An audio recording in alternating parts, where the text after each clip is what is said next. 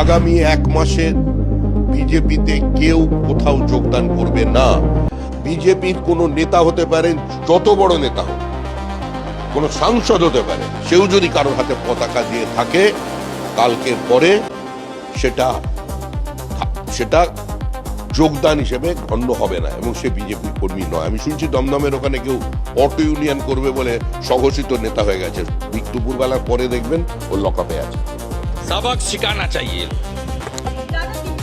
जैसे इजराइल सिखाया गाजा में, उस तरीके से हमारी भारत की 100 करोड़ हिंदू, देश का हिंदू हित में चल रहा है सरकार। सबक सिखाना चाहिए, जैसे ऑपरेशन सिंदूर में पाकिस्तान को हम लोग सबक सिखाया।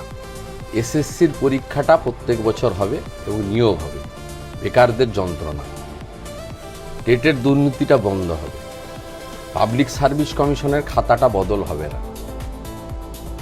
আমার সঙ্গে ডিল হয়েছে, বাংলার গর্ব বলা হবে স্বামী বিবেকানন্দকে, নেতাজি সুভাষচন্দ্র বসুকে, বিদ্যাসাগরকে, বিশ্বকবি রবীন্দ্রনাথ ঠাকুরকে।